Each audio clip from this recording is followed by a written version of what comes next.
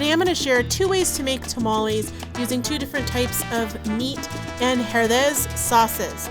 So the first tamales that we're going to make is chicken. You're going to need to prepare the meat. So you'll need some chicken, spices, onions, and herdez salsa verde inside of a crock pot. Cook that for 4 hours on high.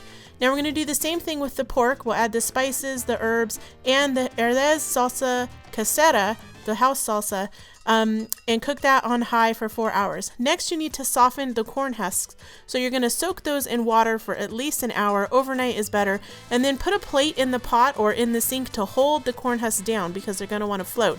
So you want them to be totally soft and pliable before you go to make the tamale. Now you're going to set up the table with everything you need. So you'll set it up with plates of or bowls of the meat, your soaked corn husks, and then the masa. I get prepared masa. You can make it yourself if you want with lard and the masa mix at the store, but I like to go to a special Mexican bakery and get the masa that's already prepared.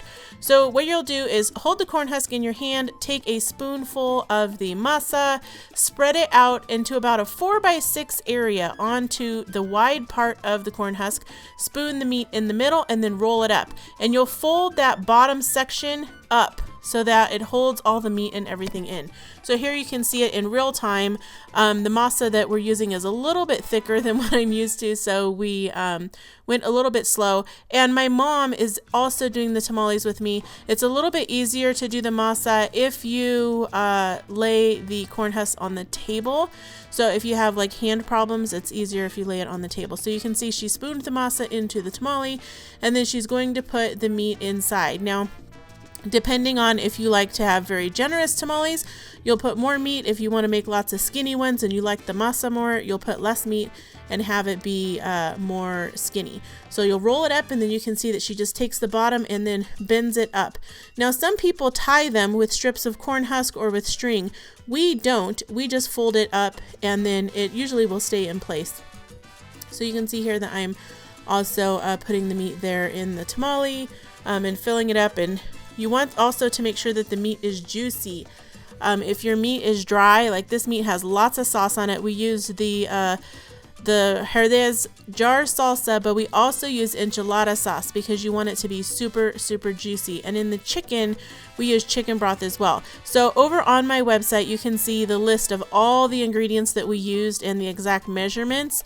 And there is a link to that down in the description here on YouTube, and at the end, there's going to be a notation. I will also put an annotation here in the video, so you can just click right over to get all the ingredients that you need for these tamales. Now, what makes this an easy tamale recipe is that you can cook all the meat in the crock pot instead of doing it like stovetop.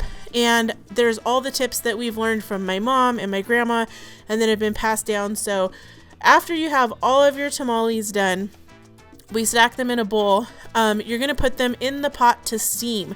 Now the meat is cooked, but the masa is raw, and the masa has lard in it. So you want to make sure that you cook the masa all the way. So I'm going to show you how to do that next.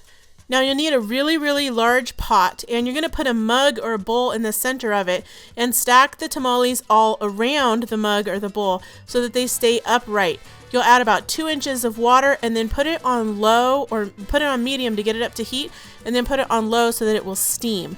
The steam is what's going to cook the tamales. So you don't want to have it boiling. That's not what's going to cook it. You want to have it steaming, and you want to steam it until the masa gets a little bit translucent and a little bit darker. And you can take a tamale out and test it to see if it's cooked all the way. If the masa is still really white looking and it's opaque, it's not done yet. So about 30 minutes is like average time for cooking them, but depending on how thick they are, if they're thick tamales, you're going to have to cook them longer. If they're the really thin, skinny ones, you'll have to cook them a shorter amount of time. And you want to make all your tamales a uniform size so that they're easier to cook.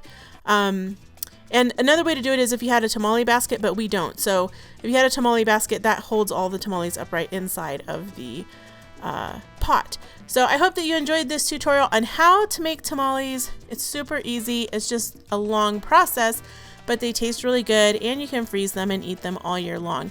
If you like this tutorial, click the tutorial that's playing up here on this final screen to see some ornaments that you can make. And also, I'd love it if you click the subscribe button. If you have any comments to add, please leave them down in the comment section. I'd like to hear about your traditions and how you guys make tamales.